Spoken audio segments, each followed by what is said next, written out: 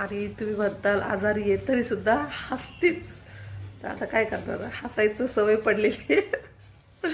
बरं असेल किंवा नसेल मला हसायलाच येतंय. गुड मॉर्निंग सगळ्यांना. तर माझी तब्येत बिघडलेली आहे. सर्दी खोकला ताप खूपच आलेला आहे. दवाखान्यात जाऊन आले, गोळ्या औषध घेतल्यात. काय आहे, सर्दी खोकल्याआधी जास्त डोकं दुखायला लागले माझं. तर आज एक व्हिडिओ टाकलेला आहे मी कामाचा, तर ते बघा. कारण 2 दिवस व्हिडिओ टाकला नव्हता मी, तर आज टाकलेला आहे. कारण अवतार बघा कसं झालं आहे आणि खूप सर्दी खोकला खूपच झालेला आहे. तर म्हटलं चला आराम करावा. तर आराम चाललेला आहे. ॲपल आणल्यात, म्हटलं ॲपल तरी खावं. म्हणजे असं तोंडाची चव बिलकुलच नाही राहिली आहे. तर ॲपलवर पण मीठ टाकून खाते मी, थोडंसं चव येते तोंडाला मीठ टाकून खाल्ल्यावर. तर आता मीठ टाकूनच ॲपल खाते. तर व्हिडिओ खूप कमी येतील, एखादाच व्हिडिओ टाकेल मी.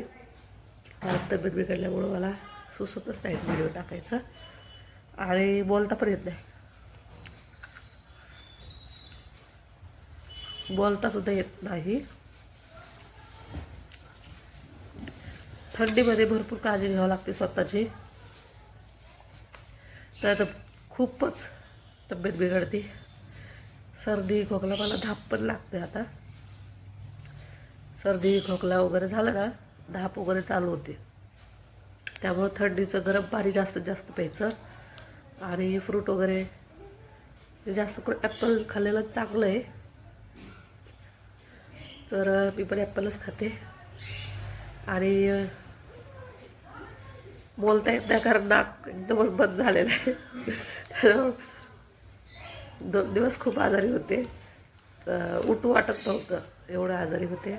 मग आता बरं वाटते जरा.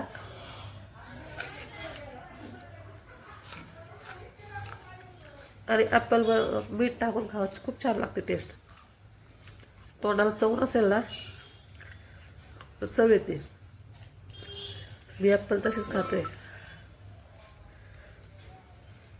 तर बघा, एक व्हिडिओ टाकलेला आहे, काम आलेलं आहे बघा.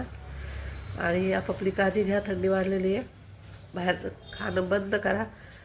मी तर खातच नव्हते बाहेरचं, तरी कसं काय आजारी पडलं काय कळलं.